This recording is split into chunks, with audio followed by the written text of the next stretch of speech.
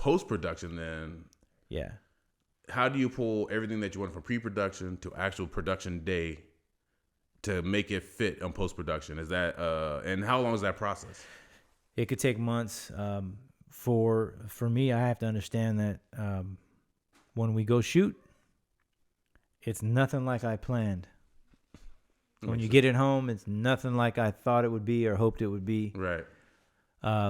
So you got to deal with that. A lot of times it's better than what you hoped. Right, you know, right, okay. Based on what you do editing wise. So that's my favorite part. That's my wheelhouse, I think, at least in my opinion.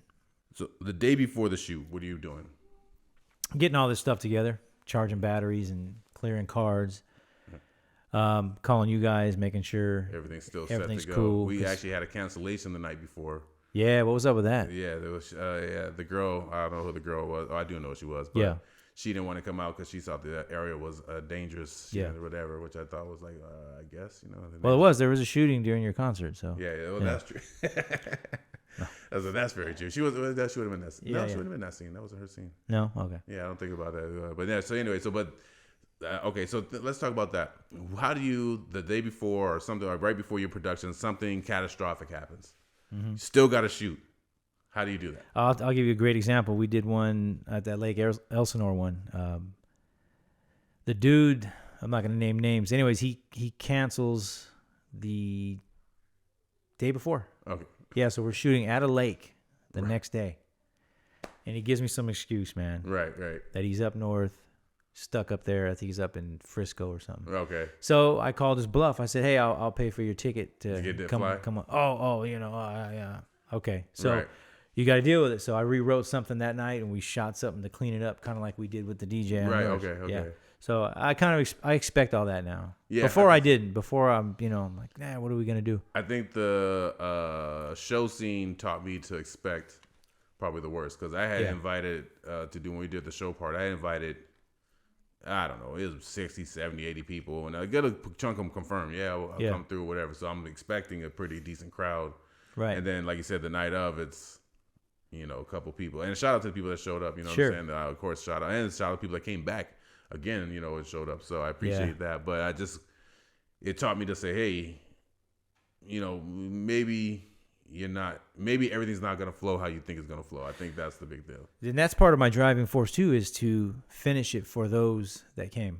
Yeah, I can see that. Okay. That's part of it, because I've talked to a lot of people, actors, directors, whatever the case may be, that don't ever see the stuff that they did. Yeah, still haven't. It's been that's years. True. I have heard a couple people say, I have not seen any of this, or somebody shot that, never saw this, or whatever. Right? I love to give people their reels, their clips. Even if we're not done, I'll have their clips, their reels done, so they can never say that, these guys, they didn't finish. I like to finishing shit, whether it comes out good, bad, or indifferent.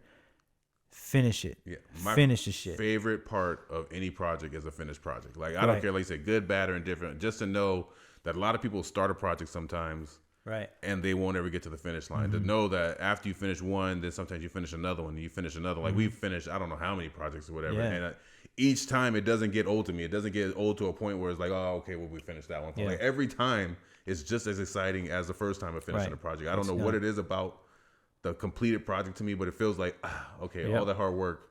It's done. It's done. You know what I mean? Like you said, there's a project there. And a lot of it's reputation too. That's true. That's true. If you don't finish stuff, I'm like, oh man, Brian, I don't know about working with him again because he didn't finish. Vice versa with me. Last 7 projects, ended up didn't get finished. I look at that too. Actually, and that's whatever. But people that I have worked with prior to I place them in a certain category of where the project's going to be at. Like, okay, well, if I work with this person, there's a good chance that I'm going to end up finishing the whole thing. Mm-hmm. Or maybe I'll get half of the work done, this person, whatever. I know we got our crew that we work with, and I know for a fact that when that's done, that's right. That's solid. Like that, you don't have to worry about anything that you whatever. But there's other people that you work with. Sometimes you just know they're only gonna go so far. Right. So you know that you have to finish up the rest part of that. You know what I mean? And another challenge for me, and just like most people, is I got to go to work. Right. So you really got to frame it where you have the time and the energy to do it. Because there's a lot of times I get home from work and I finally sit down in there. It's hard for me to stay awake. Yeah. You know what I mean? So It's That's tough. the same problem because I have a job. We're super busy, whatever. So I work like literally like last couple I was working like I did like 16 days straight. Monday every day, Monday to Saturday. I was working about 11 hours on 6 of those days, and then a couple hours on Sunday, or whatever. And then you get done, and like I said, I'm in the process of putting together like kind of a thing where you can showcase all the videos, the chaotic style, or whatever. So same thing, you get done at 6. I'll go to the gym right now because my daughter called me fat, so I got to get down my weight. Right. I go to the gym, I get home, like I don't really want to. Right. I'm done. You know what I'm saying? Whatever. But I'm like, you know what? Just do an hour at least something. I try, but sometimes I'm not gonna lie. Some days it's not happening. Like you get done dinner, whatever, all that stuff. I'm just not. I don't have it in me. I don't know to get it done. So Under the Underground, we have a short film out there. All proceeds go to making that movie a full feature film for you. So watch this video here on YouTube. We're gonna have a link in there as well. But this is actually gonna have you go watch the short film. It's out now. Like I said, go check it out. All proceeds go making that a full feature. So. All right. Yes, sir. Appreciate you. All right, man. Thank you.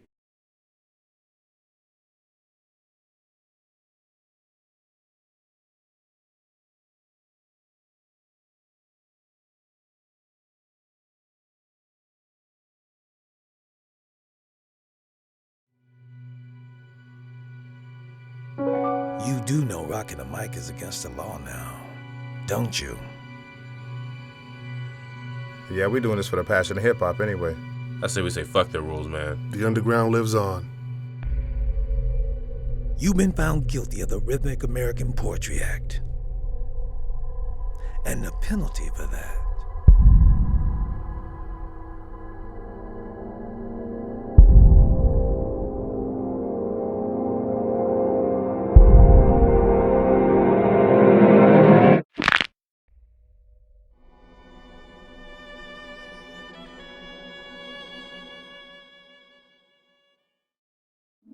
You wanna smoke? I'll smoke your black ass right now.